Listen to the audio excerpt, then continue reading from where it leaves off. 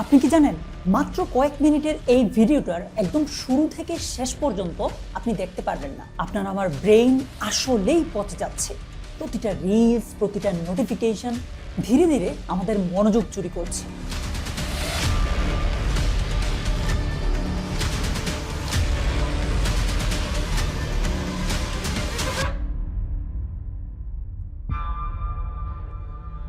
Brain rot, মস্তিষ্কের ক্ষয় বা পচন।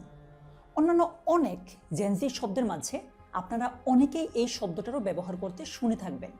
এটা সাধারণত কোনো কিছু অতিরিক্ত চিন্তায় মগ্ন হলে ব্যবহার করা হয়। কিন্তু যদি বলি এই শব্দটা আক্ষরিক অর্থেও সত্যি হতে পারে, যদি বলি আমরা আসলেই এক ব্রেইন রটের যুগে ঢুকে গেছি, যেখানে আমাদের ব্রেইন অস্বাভাবিক থেকে অস্বাভাবিকতর আচরণ শুরু করে দিয়েছে, বিশ্বাস হয়? হ্যাঁ, এটাই সত্যি। কিন্তু কিভাবে? একবার ভাবুন তো, আপনি আপনার ফিডে স্ক্রল করছেন, আপনার আঙুল চলছে অটো পাইলট মোডে। আপনি ফেসবুকের নেশায় বুথ, টিকটক, ইউটিউব বা ইনস্টাগ্রামের রিলসের এক অসীম লুপের মধ্যে ডুবে যাচ্ছেন। আর 5 মিনিট রিলস দেখবো করে করে পার হয়ে গেল কয়েক ঘন্টা, তাই না? তার মানে আপনি যত বেশি স্ক্রল করবেন তত বেশি আপনার ব্রেইন এসবের সাথে কানেক্টেড হতে থাকবে। আপনি ঠিকই শুনেছেন, brain rot is real. Neuroscience বলছে আপনি যেই নোটিফিকেশনের টিকটক সাউন্ডে সেকেন্ডের মধ্যে হাতে ফোন নিয়ে স্ক্রলিংয়ের অতল সমুদ্রে হারিয়ে যাচ্ছেন, তা আপনার ব্রেইনে এমন কিছু ঘটনা ঘটাচ্ছে যা আপনাকে আরও বেশি মনোযোগহীন, অলস এবং বাস্তব জীবনকে উপভোগ করা আরও কঠিন করে তোলে। দুঃখের বিষয় হলেও এটি এখন হচ্ছে এবং আপনি সম্ভবত এর প্রভাব অনুভব করতে শুরু করেছেন অলরেডি। প্রথমেই চলুন আপনাকে পরিচয় করিয়ে দেই নতুন আরেকটা টার্মের সাথে, যেটি হলো ডিজিটাল অ্যানহেডোনিয়া। এটির মানে কি?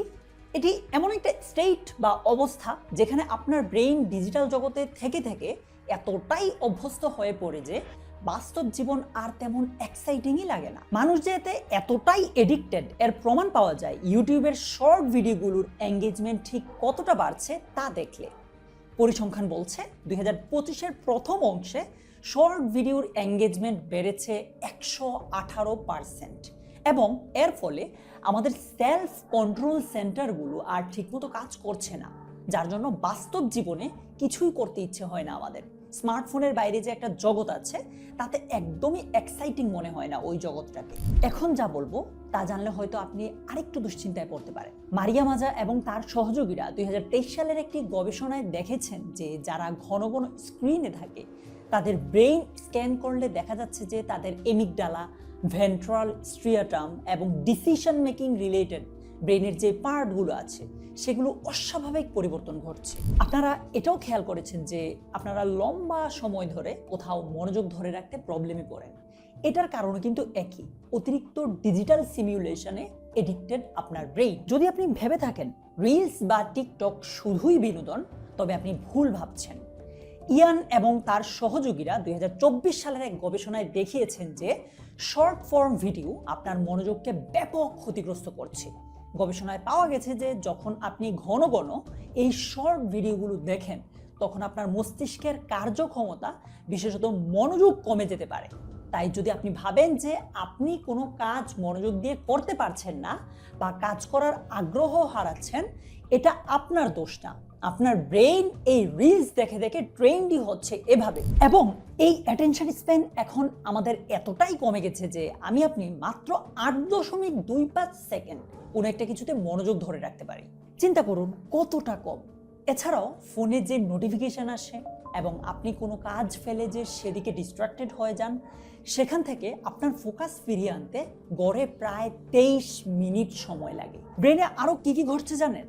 সিদ্ধান্ত গ্রহণের অবসাদ ঘটছে।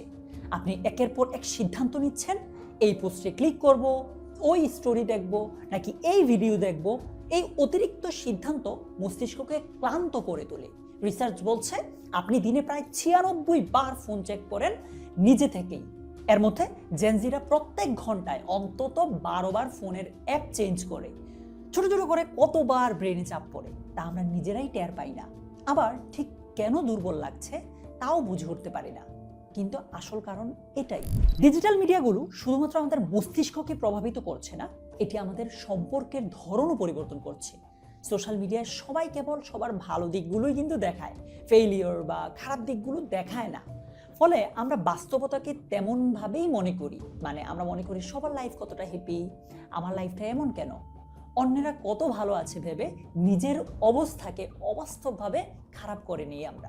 এছাড়াও যত বেশি আমরা ডিজিটাল জগতে ডুবে থাকি তত কঠিন হয়ে পড়ে আসল জগৎটা। গভীর সম্পর্ক তৈরি করা ততটাই কঠিন হয়ে পড়ে। আগে পাড়াপড়শিদের সাথে কত দারুণ সম্পর্ক থাকতো, তাই না? কিন্তু এখন কয়জন সত্যিকার অর্থে বলতে পারবে যে তার পাশের বাসার প্রতিবেশীর সাথে তাদের দারুণ সম্পর্ক আছে? এই মুহূর্তে আপনার মনে প্রশ্ন আসতে পারে, তাহলে কি এর থেকে উত্তরণের কোনো উপায় নেই? উত্তর হচ্ছে আছে, তবে একটু কঠিন। একটা পদ্ধতি হচ্ছে সোশ্যাল মিডিয়া ডিটক্স। আপনি যদি অন্তত 1 সপ্তাহ সোশ্যাল মিডিয়া থেকে নিজেকে দূরে রাখতে পারেন, তাহলে 32% পর্যন্ত আপনি আপনার অ্যাটেনশন স্প্যান রিকভার করতে পারবেন। আপনার মানসিক সুস্থতা বাড়তে পারে এভাবে। ধরে নিন এটা একটা ব্রেইন এক্সারসাইজ, কিছুই না, কেবল স্ক্রিন থেকে দূরে থাকা। বাস্তব দুনিয়ায় নিজের জন্য চ্যালেঞ্জিং কাজ খুঁজে বের করুন, যাতে আপনি আগ্রহ পান, সেগুলোতে সময় দিন।